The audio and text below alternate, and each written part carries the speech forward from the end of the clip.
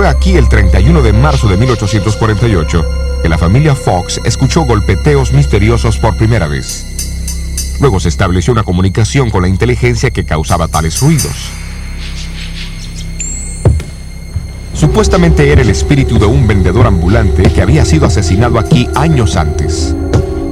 Más tarde, en 1848, las primeras demostraciones públicas de esos golpeteos fueron dados en Rochester, Nueva York. Con el pasar de una década, los periódicos estimaron que los creyentes de las manifestaciones espiritistas eran más de 1 millón, con un número de 40,000 mediums solo en los Estados Unidos. Elena White fue advertida en contra de esos golpeteos en una visión que tuvo en 1849. Vi que ese golpeteo misterioso en Nueva York y otros lugares es el poder de Satanás, y que tales cosas serán más comunes y se disfrazarán de vestimentas religiosas. Unos 18 años más tarde, recibió otra visión concerniente al mismo fenómeno. Pronto será una blasfemia hablar en contra del golpeteo, pues se extenderá más y más, y hasta los milagros realizados por Cristo se atribuirán a esos fenómenos espiritistas. El extraordinario cumplimiento de estas predicciones aparece en este volumen, El Centenario del Espiritismo Moderno, publicado por la Asociación Nacional Espiritista en los Estados Unidos en 1948.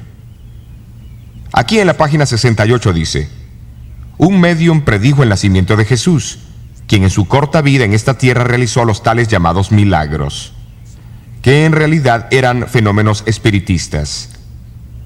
¿Y qué sobre hablar blasfemias en contra de los golpeteos? Página 34. Ni los sacerdotes ni la prensa deberían hablar mal de esta santa palabra espiritismo, solo con manos limpias y corazones puros. ¿Ha llegado a disfrazarse con aspecto religioso?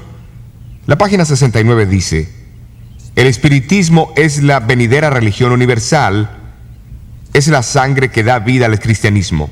En verdad, es el cristianismo y más. Elena White también habló sobre el poder que Satanás tendría de mostrarnos la apariencia de las supuestas figuras de amigos o parientes que sabemos que están muertos.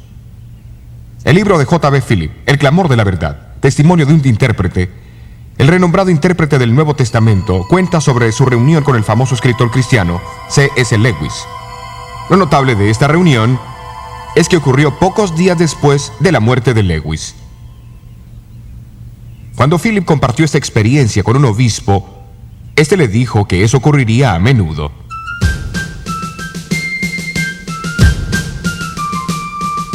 En 1861, Estados Unidos estuvo al borde de una crisis. Antes del sábado 12 de enero, 4 estados del sur se habían separado de la Unión, pero nadie esperaba la guerra. No fue hasta 3 meses más tarde que el presidente Lincoln requirió un ejército. Pero Dios conocía el futuro y advirtió a su pueblo de lo que vendría. El sábado 12 de enero de 1861 era una feliz ocasión para la iglesia adventista del séptimo día de Parkville, Michigan. Su nuevo edificio sería dedicado y varios de los líderes denominacionales estaban presentes, incluyendo a Jaime y Elena White.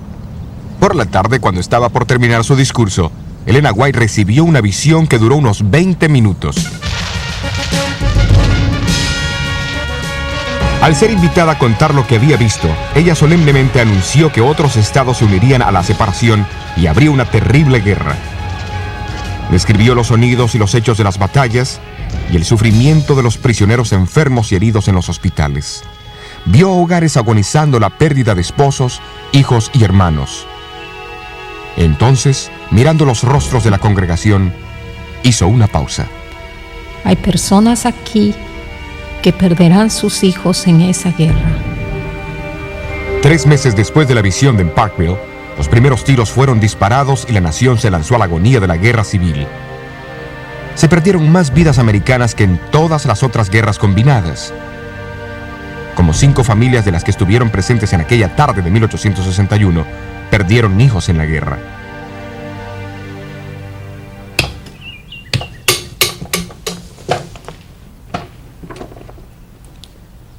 Apocalipsis 12:17 identifica el testimonio de Jesús como una de las 2 características distintivas del pueblo de Dios.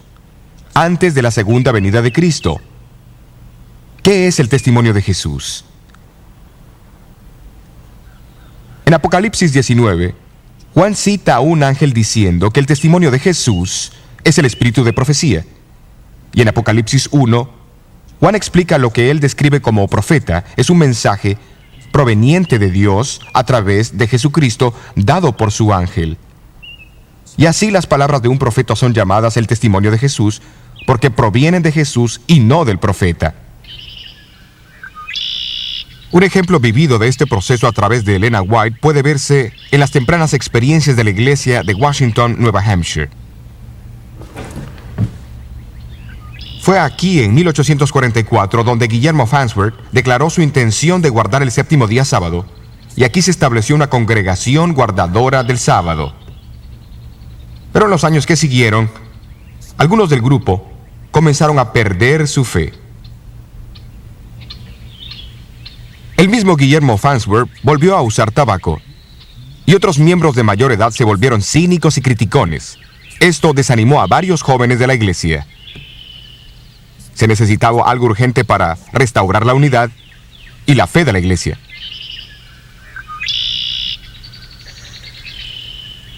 Justamente antes de la Navidad de 1867, los White y J.N. Andrews visitaron Washington. Al llegar en la tardecita del viernes, se quedaron en la cómoda casa de Cyrus Farnsworth aquí en Mill Pond. El lunes de mañana, Elena White dio un discurso en el cual se dirigió personalmente a los que estaban en el salón. Sus palabras fueron tan directas y significativas que era evidente que el Señor le había mostrado las experiencias de la vida de cada uno. En el grupo se encontraba un joven de 19 años, Eugenio Farnsworth, uno de los 22 hijos de Guillermo Farnsworth. Él sabía lo que los otros no sabían, que su padre había vuelto a usar tabaco. Si es una mensajera de Dios, pensó para sí, ella sabrá lo de mi padre. Poco después, la señora White se dirigió a Guillermo y le dijo que había visto en visión que él era un esclavo del tabaco, y dijo que él estaba tratando de engañar a todos diciendo que había abandonado el vicio. Eugenio Farnsworth se dio cuenta que estaba presenciando el don profético en acción. Después que Elena terminó de hablar, todos los concurrentes testificaron a favor de las verdades reveladas a ella. Con arrepentimiento, rededicaron sus vidas a Dios. 18 jóvenes también se entregaron a Cristo. 9 de los 18 llegaron más tarde a ser obreros de la iglesia, y entre ellos estaba Eugenio Farnsworth. Él sirvió como evangelista y administrador de la iglesia en los Estados Unidos, Australia, Nueva Zelanda e Inglaterra.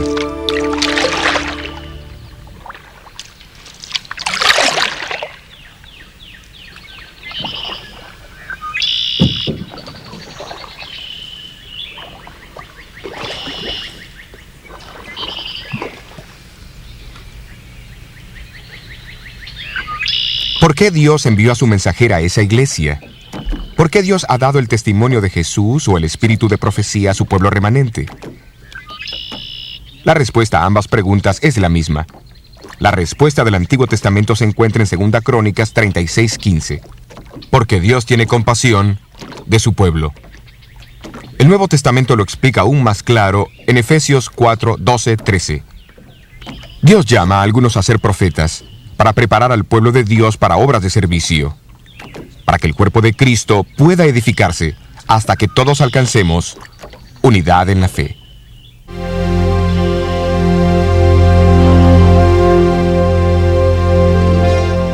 Elena Goldwhite, esposa, madre, escritora y mensajera de Dios. Elegida aunque era la más débil de los débiles, llegó a ser una torre fuerte para un pueblo llamado por Dios en los últimos días de la historia de este mundo. La Iglesia Adventista del Séptimo Día.